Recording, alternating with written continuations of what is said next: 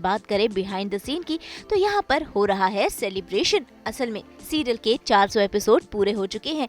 ऐसे में पूरा कास्ट एंड क्रू मिलकर केक काट रहा है और बांट रहा है खुशियाँ।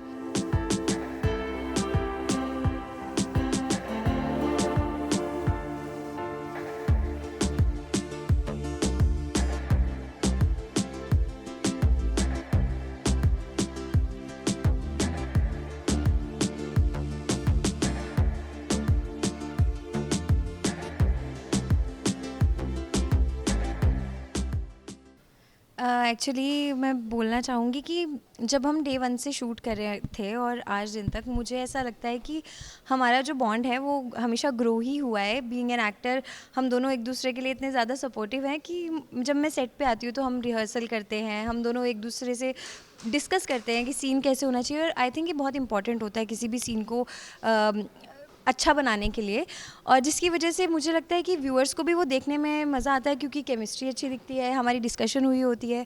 और एक्साइटमेंट तो बहुत है अभी मुझे, क्योंकि अभी मुझे ऐसा लग रहा है कि 400 एपिसोड हो गए हैं और आगे और अच्छा करना है। और आप सबके एक्सपेक्टेशंस को बिल्कुल भी ऐसे आपको निराश नहीं करना है। और बाकी आप अभिषेक से पूछ लीजिए।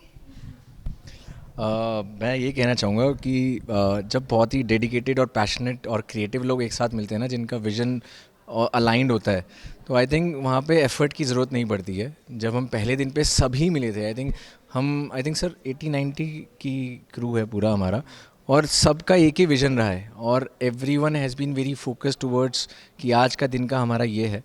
और every actor has given like 200%। और जैसे जैसे हमने एपिसोड बाय एपिसोड शूट किया है, I think the bond with all of us has grown stronger and stronger day by day. और आई थिंक ये, और मैं श्रेय देना चाहूँगा सर और मैम को, क्योंकि इन्होंने पूरी क्रू को एक फैमिली की तरह ट्रीट होता है। मतलब ऐसा नहीं है कि अच्छा ये है ऐसे ऐसे, लाइक सब फैमिली की तरह काम करते हैं। और यहाँ पे ऐसा कुछ काम नहीं है कि ये काम तुम्हारा है, ये काम तुम्हारा है, सब काम सबका है। तो हम सब हर चीज़ करते हैं। आई थिंक उसकी वजह से हमारे अंदर बहुत प्यार पैदा होता है एक दूसरे के लिए और बहुत ज़्यादा बॉन्ड गहरा होता है। नहीं, हमें तो ऐसा लग रहा है जैसे कोई पेपर देते हैं, एग्ज़ाम देते हैं, बोर्ड का एग्ज़ाम देते हैं, जब उसका फल आता है, परीक्षा फल आता है, रिज़ल्ट आता है, और वो अच्छे नंबरों से अगर पास हो जाएं तो वो वाली उपलब्धि और वो वाली खुशी हम सबको महसूस हो रही है। और हमारा काम जो है ना, वो रोज़ परीक्षा देने वाला ही है सबके लिए। इन लोगों को रोज़ अलग अलग रंग में रंगना होता है।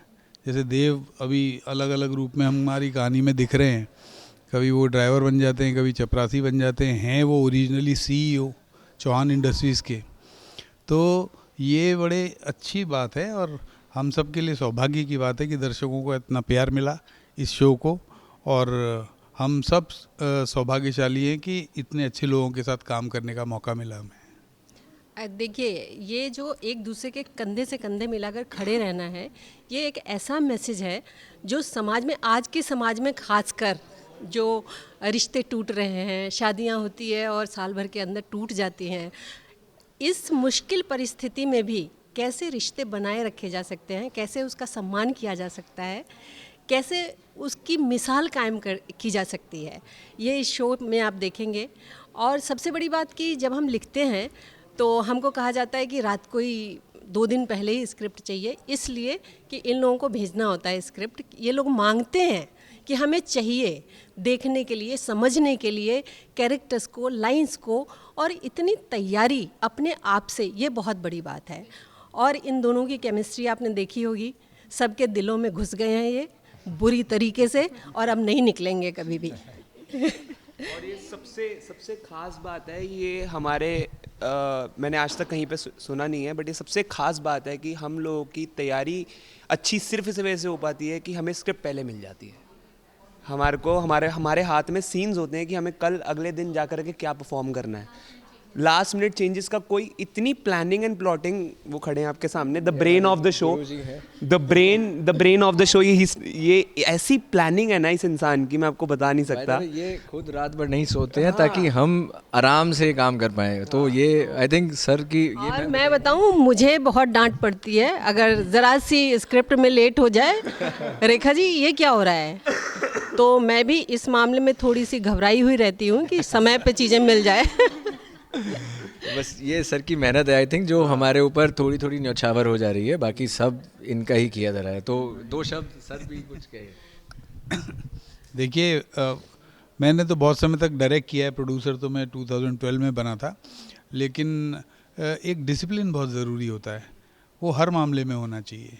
सबको परफॉर्म करने के लिए एक अच्छा माहौल मिलना चाहिए और एक अच्छा समय मिलना चाहिए।